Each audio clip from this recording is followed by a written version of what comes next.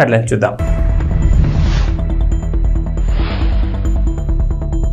చంద్రబాబుతో తెలంగాణ స్పీకర్ ప్రసాద్ భేటీ, మర్యాదపూర్వకంగానే అంటూ photo tweet.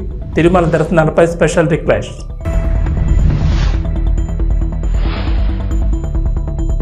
CM Revanth America పర్యటన విజయవంతం. 19 కంపెనీలతో సంప్రదింపులు, ఒప్పందాలు. రాష్ట్రంలో 31,532 కోట్ల పెట్టుబడులు.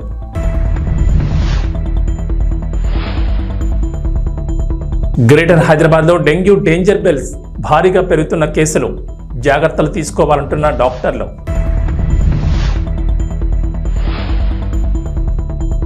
ఏపీ ప్రభుత్వం మరో కీలక నిర్ణయం. సచివాలయాల పేరు మార్పుకు నిర్ణయం అక్టోబర్ 2 నుంచి అమలు. ఆంధ్రప్రదేశ్ ముఖ్యమంత్రి నారా చంద్రబాబు నాయుడిని తెలంగాణ అసెంబ్లీ స్పీకర్ గడ్డం ప్రసాద్ కుమార్ కలిశారు. ఈ మేరకు ఫోటోను ఆయన ట్వీట్ చేశారు. తాను ఏపీ సీఎం చంద్రబాబును హైదరాబాద్లోని నివాసంలో మర్యాదపూర్వకంగా కలిశానని, తిరుమల శ్రీవారి దర్శనాలకు సంబంధించి రిక్వెస్ట్ చేసినట్టు తెలిపారు. తిరుమల తిరుపతి దేవస్థానంలో వసతి దర్శనానికి సంబంధించి తెలంగాణ రాష్ట్ర శాసనసభ్యుల ఉత్తర్వులకు అర్హత కల్పించాలని వినతి అందించినట్లు తెలిపారు. తెలంగాణ రాష్ట్ర ప్రజాప్రతినిధుల రిక్వెస్ట్ లెటర్లను ఆమోదించాలని స్పీకర్ ప్రసాద్ చంద్రబాబును కోరారు. దైవ దర్శనం కోసం తిరుమలకు వెళ్లే తెలంగాణ భక్తుల కోసం ప్రజాప్రతినిధులు అందించే సిఫార్సు లేఖల్ని టీటీడీ ఆమోదించాలని చంద్రబాబును కోరినట్లు ప్రసాద్ తెలిపారు. ఈ వినతిని పరిశీలించిన తర్వాత నిర్ణయం తీసుకుంటామని తెలంగాణ అసెంబ్లీ స్పీకర్కు చంద్రబాబు హామీ ఇచ్చినట్లు చెప్పారు. తెలంగాణ ప్రజాప్రతినిధులు తిరుమల శ్రీవారి దర్శనానికి ఇచ్చే సిఫార్సు లేఖల్ని టీటీడీ స్వీకరించడం లేదు. ఎప్పటి నుంచో తెలంగాణ ప్రజాప్రతినిధులు ఈ అంశాన్ని ప్రస్తావిస్తున్నారు. తిరుమలలో తెలంగాణ ప్రజాప్రతినిధులు ఇచ్చే సిఫార్సు లేఖల్ని కూడా స్వీకరించాలని కోరుతున్నారు. మరి దీనిపై ఏపీ ప్రభుత్వం, టీటీడీ ఎలా స్పందిస్తుందో చూడాలి. తెలంగాణ ముఖ్యమంత్రి రేవంత్ రెడ్డి అమెరికా పర్యటన విజయవంతమైందని సీఎంఓ ప్రకటన విడుదల చేసింది. తెలంగాణలో పెట్టుబడులకు వివిధ రంగాల్లో ప్రపంచంలో పేరొందిన భారీ కంపెనీలు ముందుకొచ్చాయని చెప్పింది. ఈ పర్యటనలో 31,532 కోట్ల రూపాయల పెట్టుబడులను సాధించి తెలంగాణ పెట్టుబడుల గమ్యస్థానంగా అమెరికాలోని పారిశ్రామికవేత్తల దృష్టిని ఆకర్షించిందన్నారు. అమెరికా వేదికగా సీఎం రేవంత్ తెలంగాణను ఫ్యూచర్ స్టేట్గా ప్రకటించడం, హైదరాబాద్ 4.0 సిటీగా అభివృద్ధి చేసేందుకు రాష్ట్ర ప్రభుత్వం ఎంచుకున్న వివిధ ప్రాజెక్టులకు భారీ స్పందన లభించింది. ఈ పర్యటనలో దాదాపు 19 కంపెనీలు రాష్ట్ర ప్రభుత్వంతో కలిసి పనిచేసేందుకు అవగాహన ఒప్పందాలు చేసుకున్నాయి. దీంతో రాష్ట్రంలో 30,750 కొత్త ఉద్యోగాలు లభించనున్నాయి. సీఎం రేవంత్ సారథ్యంలోని రాష్ట్ర ప్రతినిధి బృందం అమెరికాలో దాదాపు 50కి పైగా బిజినెస్ మీటింగ్, 3 రౌండ్ మీటింగ్లో పాల్గొంది. ప్రధానంగా ఆర్టిఫిషియల్ ఇంటెలిజెన్స్, ఫార్మా మరియు లైఫ్ సైన్సెస్, ఎలక్ట్రానిక్ వాహనాలు, డేటా సెంటర్లు, ఐటీ, ఎలక్ట్రానిక్ రంగాల్లో ప్రభుత్వంతో భాగస్వామ్యం పంచుకునేందుకు కంపెనీలు అమితమైన ఆసక్తిని ప్రదర్శించాయి. ప్రస్తుతం వర్షాకాలం కావడంతో సీజనల్ వ్యాధులు ప్రబలుతున్నాయి. దానికి తోడు డెంగీ జ్వరాలు ఎక్కువగా నమోదవుతున్నాయి. ముఖ్యంగా గ్రేటర్ హైదరాబాద్ పరిధిలో డెంగీ డేంజర్ బెల్స్ మోగుతున్నాయి. డెంగీ కేసులు విపరీతంగా పెరుగుతున్నాయి. డెంగీ జ్వరాల కారణంగా చాలా మందిలో ఒక్కసారిగా ప్లేట్లెట్లు పడిపోతున్నాయి. దీంతో ఎమర్జెన్సీ ట్రీట్మెంట్ కోసం హాస్పిటల్స్లో చేరుతున్నారు. గ్రేటర్ హైదరాబాద్ వ్యాప్తంగా ఈ ఏడాదిలో ఇప్పటికే 600కు పైగా డెంగీ కేసులు నమోదైనట్లు అధికారులు చెబుతున్నారు. ఇక ప్రైవేట్ హాస్పిటల్స్లోనూ పలువురు డెంగీ జ్వరాలతో జాయిన్ అవుతుండగా వారి వివరాల నమోదులో తేడాలుంటున్నాయి. ఈ లెక్కన గ్రేటర్ పరిధిలో 1000కి పైగానే డెంగీ కేసులు ఉంటాయని అధికారులు భావిస్తున్నారు. డెంగీ బారిన పడి ఇప్పటికే పలువురు ప్రాణాలు కోల్పోయారు. తెల్ల రక్త కణాల కౌంట్ తగ్గిపోయి ప్రాణాలు కోల్పోతున్నారు. సికింద్రాబాద్లోని ఓ ప్రైవేటు హాస్పిటల్లో జ్వరాలతో చేరిన ప్రతి 10 మందిలో 3 నుంచి 4 మంది రోగులు డెంగీ బాధితులు ఉంటున్నారు. వారిలో చాలా మందిలో కాలేయ, కిడ్నీలపై ప్రభావం పడినట్లు డాక్టర్లు చెబుతున్నారు.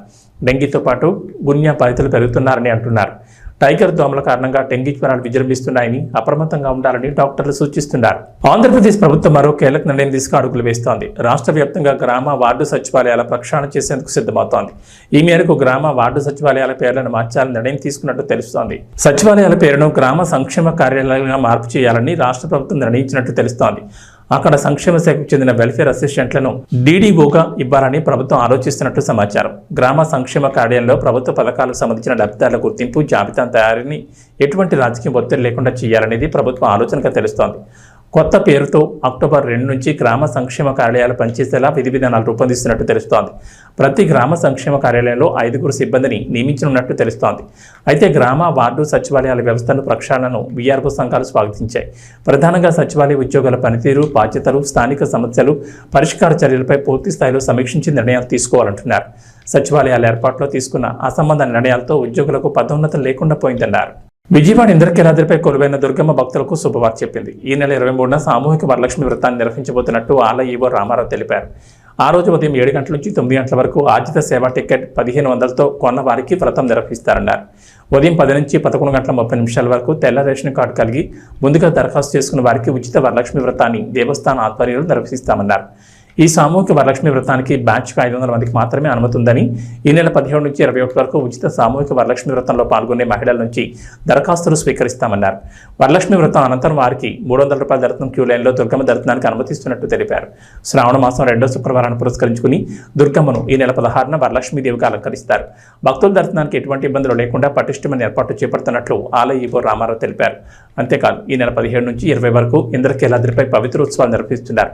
అమ్మవారికి 17 సాయంత్రం 4 గంటలకు ఉదక శాంతి, 18 ఉదయం 3 గంటలకు సుప్రభాత సేవ, స్వప్నాభిషేకం నిర్వహిస్తారు. అలాగే ఉదయం 9 గంటలకు భక్తులకు సర్వదర్శనం అనుమతిస్తారు. ఈ నెల 19న మండపారాధన, మూలమంత్ర హావనాలు, వేద పారాయణాలు, హారతి, మంత్రపుష్పం నిర్వహిస్తారు. 20న ఉదయం 10:30 గంటలకు పూర్ణాహుతి, కలశోద్వాసనతో పవిత్రోత్సవాలు ముగుస్తాయి. ఆంధ్రప్రదేశ్లో రైతులకు ప్రభుత్వం శుభవార్త చెప్పింది. ఎన్నో రోజుల ఎదురుచూపులకు ఫుల్ స్టాప్ పడింది. గత రబీలో ధాన్యం విక్రయించిన రైతులకు మొత్తం 674.47 కోట్ల బకాయిలను ఇవాళ పౌర సరఫరాల శాఖ మంత్రి నాదెండ్ల మనోహర్ విడుదల చేస్తారు. గత వైఎస్ఆర్సీపీ ప్రభుత్వం మొత్తం 84,724 మంది రైతులకు 1,674.47 కోట్ల బకాయిలు చెల్లించలేదు. ఏపీలో అధికారంలోకి వచ్చిన కూటమి ప్రభుత్వం రైతుల ఇబ్బందులు గమనించి గత నెలలో 49,350 మందికి 1,000 కోట్లు విడుదల చేసిన సంగతి తెలిసిందే. రాష్ట్రంలో మిగిలిన 35,374 మందికి 674.47 కోట్ల బకాయిలను తాజాగా విడుదల చేస్తున్నారు. అమలాపురంలో నిర్వహించే కార్యక్రమంలో మంత్రి మనోహర్ పాల్గొని రైతులకు చెక్కులు పంపిణీ చేస్తారు. గత ఏడాది ఖరీఫ్లో ధాన్యం అమ్మకాలకు రైతులు తీవ్ర ఇబ్బందులు పడ్డారు. అయితే కొంత ధాన్యం వర్షానికి దెబ్బతినగా మంచి ధాన్యాన్ని కొనకుండా ఆలస్యం చేశారని విమర్శలు వచ్చాయి. టీడీపీ కూటమి ప్రభుత్వం అధికారంలోకి వచ్చేసరికి ఒక ఉమ్మడి తూర్పుగోదావరి జిల్లాలోని సుమారు 200 కోట్ల బకాయిలున్నాయి. దీంతో రైతులు ముఖ్యమంత్రి చంద్రబాబు, డిప్యూటీ సీఎం పవన్ కళ్యాణ్ దృష్టికి తమ సమస్యను తీసుకెళ్లారు. వెంటనే స్పందించి తొలి విడతలో 1000 కోట్లు విడుదల చేసిన సంగతి తెలిసిందే. గౌరవ పార్లమెంట్ సభ్యులు మహేష్ కుమార్ యాదవ్ గారికి, స్థానిక శాసనసభ్యులు బరేడ్ రాధాకృష్ణ గారికి, అదేవిధంగా గౌరవ శాసనసభ్యులు చింతమనేని ప్రభాకర్ గారికి, రోషన్ కుమార్ గారికి, ధర్మరాజు గారికి, బాలరాజు గారికి, బొలిశెట్టి శ్రీను గారికి, అదేవిధంగా జిల్లా పరిషత్ చైర్పర్సన్ గారు గంటా పద్మశ్రీ గారికి, కలెక్టర్ గారికి, జాయింట్ కలెక్టర్ గారికి, మా అందరితో పాటు ఇక్కడ అనేక మంది అధికారులు, అదేవిధంగా ఈ కార్యక్రమానికి హాజరైన రైతు సోదరులందరికీ మనస్ఫూర్తిగా రాష్ట్ర ప్రభుత్వం తరఫున మీకు ముందుగా నమస్కారాలతో పాటు మిమ్మల్ని నేను కోరేది ప్రభుత్వం తరఫున క్షమించమని కూడా కోరుతున్నాను. ఎందుకంటే మీరు పడిన కష్టాలు, పంట పండించడంలో మీరు ఎదుర్కొన్న అనేక సందర్భాల్లో ప్రభుత్వం నుంచి వైఫల్యాలను కూడా మీరు చూసి ఆ ఇబ్బందిని తట్టుకొని తరతరాలుగా మీరు మన జిల్లాకి మంచి పేరు వచ్చేటట్టు మీరు కష్టపడతానే ఉన్నారు. గత ప్రభుత్వం రైతాంగాన్ని సంక్షోభంలో నెట్టేసింది. ఏ దుస్థితికి తీసుకొచ్చారంటే కష్టపడి పండించుకునే ధాన్యాన్ని అమ్ముకున్నాక చేతికి మాత్రం సొమ్ము చేరలేదు. ప్రభుత్వం పైన ఒక భరోసాతో, ఒక నమ్మకంతో ప్రభుత్వం అనేక నిబంధనల్ని పాటించమని మీకు చెప్పినప్పుడు మీరు ఎక్కడ కూడా దాన్ని పొరపాటు చేయకుండా ప్రభుత్వ నిబంధనల మేరకే మీరు కష్టపడి పండించిన ధాన్యాన్ని తీసుకెళ్ళి కొనుగోలు చేస్తుంటే అక్కడ కూడా అనేక సందర్భాల్లో మీరే చూశారు, మేము చూసాం ఏ విధంగా అక్రమాలు జరిగిపోయినాయి. స్థానికంగా ఏర్పాటు చేసిన ఈ రైతు భరోసా కేంద్రాల వలన ఎంత నష్టం కలిగిందో మన రైతాంగానికి మనందరం చూసాం. గతంలో కూడా అకాల వర్షాల వలన తడిచిపోయిన ధాన్యాన్ని కొనుగోలు చేయమని ఆ రోజున పవన్ కళ్యాణ్ గారు, చంద్రబాబు నాయుడు గారు ఈ ప్రాంతాల్లో పర్యటించినప్పుడు నిజంగానే ఇందాక బొలిశెట్టి శ్రీను గారు చెప్పినట్టు రైతులను ఎంత ఇబ్బంది పెట్టారో మేము కళ్ళారా చూసాం. లారీలు తీసుకొస్తే 2 రోజుల తర్వాత రమ్మడం, ఆ 2 రోజుల తర్వాత మళ్ళీ తేమ శాతం ఎక్కువ ఉంది, వాళ్ళు రాసిచ్చిన రసీదు ప్రకారం మేము కొనుగోలు చేయమని చెప్పడం, నానా రకాలుగా వాళ్ళని ఇబ్బంది పెట్టి చివరికి వాళ్ళ చేతుల దగ్గర నుంచే డబ్బులు తీసేసుకుని రైతుల దగ్గర అప్పుడు వాళ్ళు కంప్యూటర్లో ఆ రికార్డులు ఎక్కించడం అనేది మనందరం చూసాం. ఈ వాస్తవాల గురించి మీ అందరిలో కూడా ఉన్న ఆవేదనే ప్రభుత్వంలో మేము ఏర్పాటు చేసిన తర్వాత మొట్టమొదటి రోజు అధికారులతో నేను సమీక్షించినప్పుడు నాకే ఒక విధంగా భయం వేసింది. ఎందుకంటే సివిల్ సప్లైస్ కార్పొరేషన్లో ప్రతి ఏటా మేము దాదాపు 20,000 కోట్ల రూపాయలు టర్నోవర్ చేస్తాం. గత 5 సంవత్సరాల్లో ఎంత ఆర్థికంగా నష్టం కలిగించారంటే ఈ కార్పొరేషన్కి 40,550 కోట్ల రూపాయల రుణాలు తీసుకున్నారు సివిల్ సప్లైస్ కార్పొరేషన్ నుంచి. ఏ విధంగా మనం రైతుల్ని ఆదుకోగలుగుతాం మాకు అర్థం కాలేదు.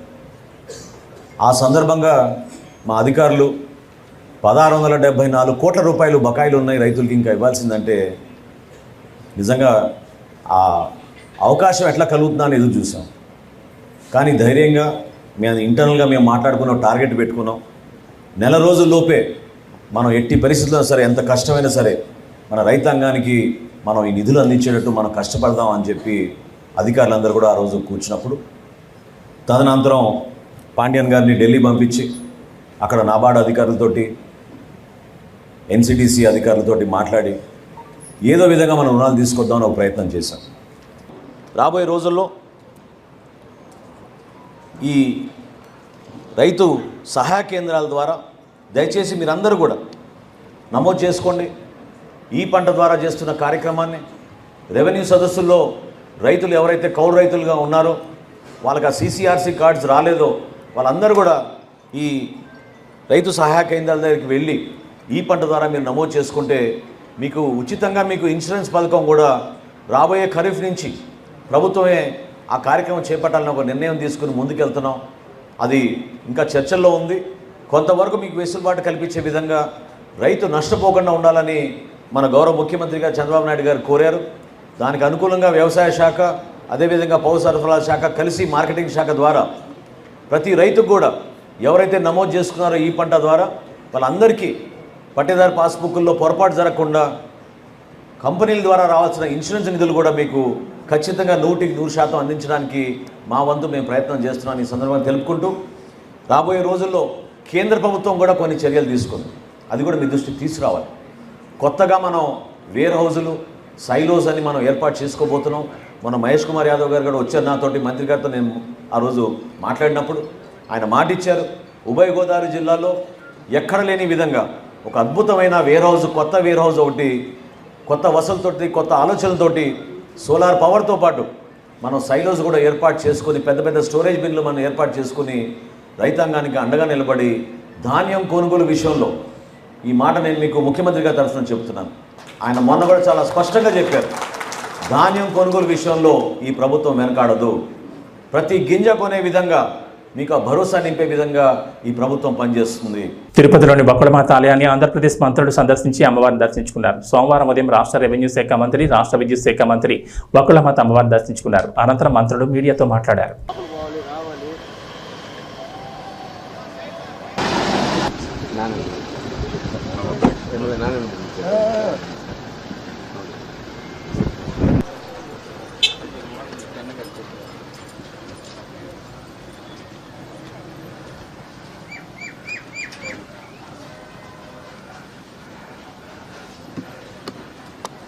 బాబు కింద ఉండాలి, స్టెప్స్కి దాట ముందుగా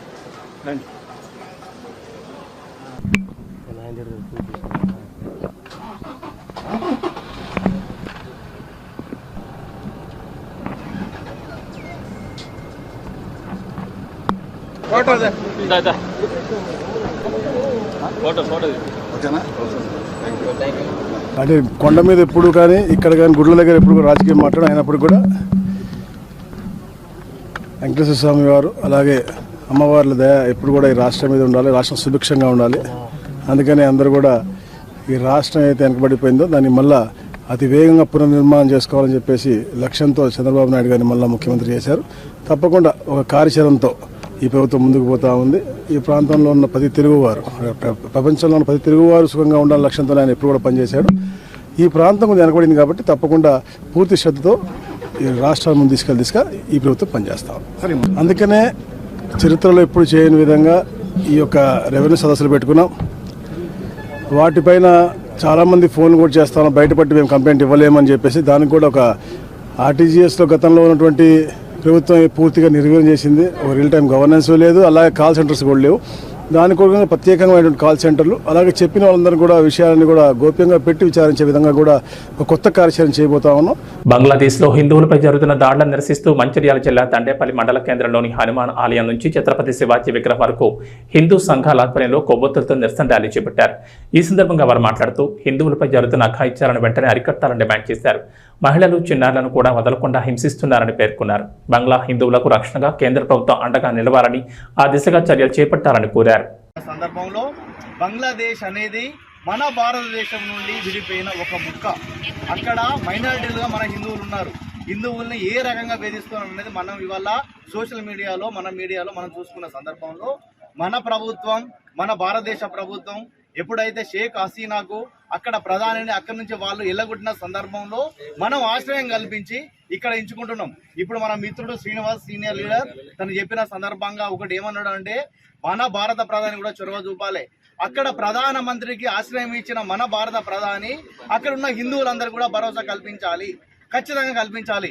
పార్టీలకు సంబంధం లేకుండా, irrespective of all parties, A party అయిన సందర్భం లేదు, ఏ పార్టీతో సంబంధం లేకుండా బంగ్లాదేశ్లో ఉన్న హిందువులందరికీ కూడా అక్కడ భద్రత కల్పించి, అక్కడ భద్రత లేని పక్షంలో వాళ్ళందరినీ మన ఇండియాకి తీసుకొచ్చి ఇక్కడ మనం కల్పించుకోవాల్సిన బాధ్యత, మన యొక్క బరువు, మన బాధ్యత అవసరం ఉన్నది. ఎందుకంటే మన హిందూ అనేది హిందువుల రాజ్యం.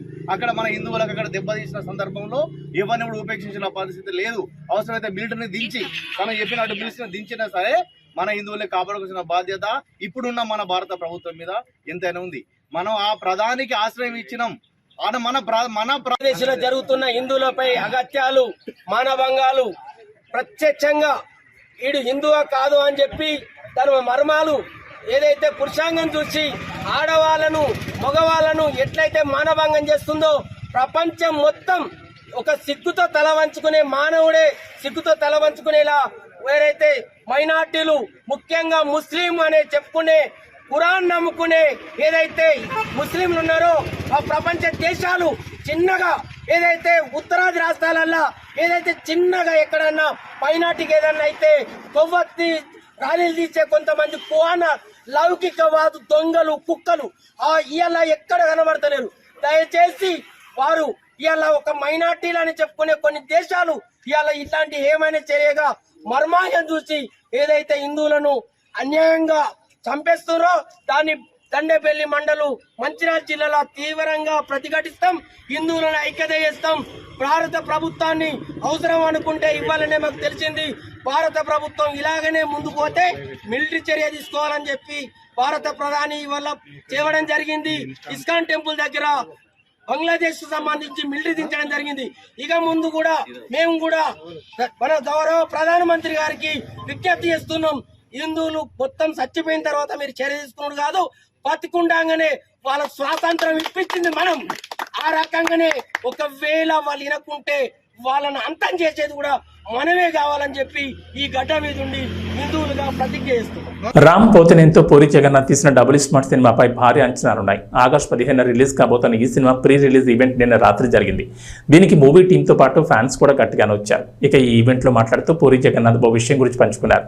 తాను హిట్ సినిమాలు తీసినప్పుడు చాలా మంది ఫోన్ చేసి మెచ్చుకుంటారని, కానీ ఫ్లాప్ తీసినప్పుడు ఓ వ్యక్తి తనకి ఫోన్ చేసి మాట్లాడింది ఎప్పటికీ మర్చిపోలేనంటూ పూరి అన్నారు.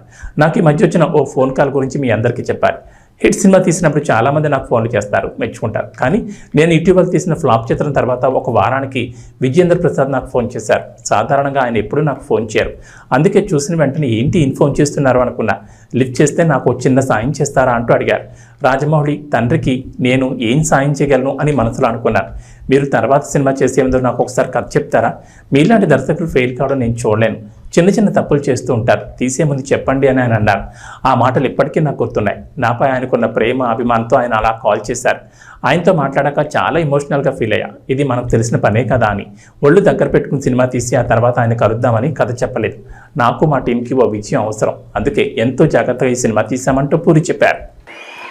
టుడే నేను మీకు నాకు వచ్చిన ఒక ఫోన్ కాల్ గురించి మిమ్మల్ని షేర్ చేసుకోవాలంది మీతో.